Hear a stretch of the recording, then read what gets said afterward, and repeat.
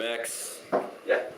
Alright. So you store your money at a bank because you probably want to protect it, you want to have access to it, and some information wouldn't hurt either. But you're also investing it. That's what people forget, is that they're also investing their money by telling the people who run the bank that it's totally cool for them to just dip their hands into your account and use whatever it is that you're not using at the time in order to fund their gambles or their investments. Right. In other words, loans or just investments.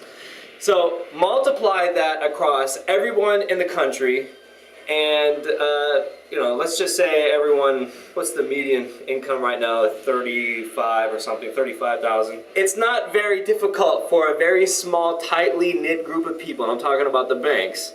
It's not very difficult for them to have access to $1 trillion, which they can go ahead and lose because they really don't have the kind of skills that are necessary in order to gain access to $1 trillion in the first place. So how do they get a hold of it?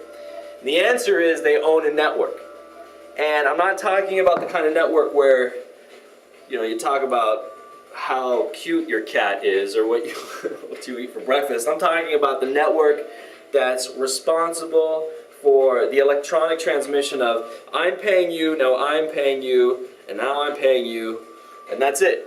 Right. The reason why that network is so important is because it makes trade efficient. And above everything in an economy, we prize the efficiency of trade.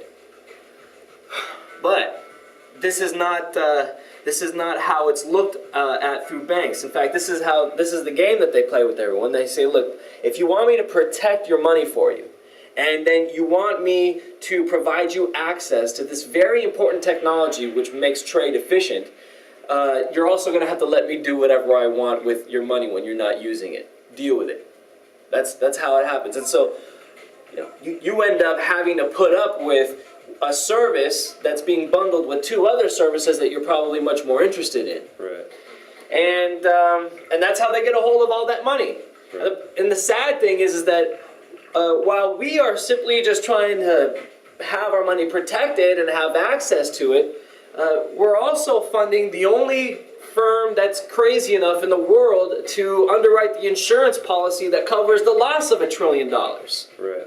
And that's all money that could go to building hospitals and schools and more of the things that we want. So, look, how do we get ourselves out of this financial tailspin, this economic earthquake that we keep encountering every once in a while?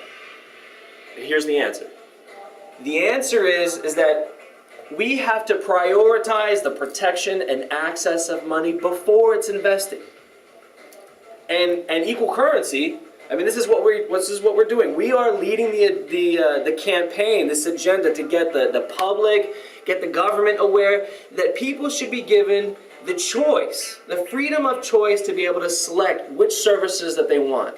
I mean, hereby specializing and the division of labor, we can actually enable people access, and this is the business that we want to get into. We just want to stand guard over people's money and then have them be able to store it in a safe, dry place where it just collects digital dust instead of an interest rate. Because we're not going to be in the investment business. I mean, we're just going to be some savvy technologists that, make it so that you can access your account from your broom or, your sunglasses or something, whatever. But when it comes along to investment, you can get a prospectus. You can have somebody approach you, and shake your hand. Hey, how you doing? And these are the numbers that I have, and this is how we're going to create some value together. And I really look forward to us doing business. What do you say? And then you can go through that just like everybody else in the business world gets to go through. Not this, hi, just sign your name on the dotted line, and now I get to do whatever I want with your money, which is what you get when you go into a bank. Right. And it's not fair. Right. So, look. The most important thing here is that people realize that they should have a choice to have access to the money while it's being protected without there being any investment involved. And if we do that, and you do finally get involved in an investment, then if it works out for you, great. But see, if it doesn't work out, then you're the only one that has to cope with the loss. In other words, we get away from systematizing loss to just simply individualizing it. And if we get into that kind of an economy, then we're never going to see one of these crazy financial crises again because, I mean, let's face it, having access to $1 trillion worth of capital means you understand the physics of risk and value like no one's business.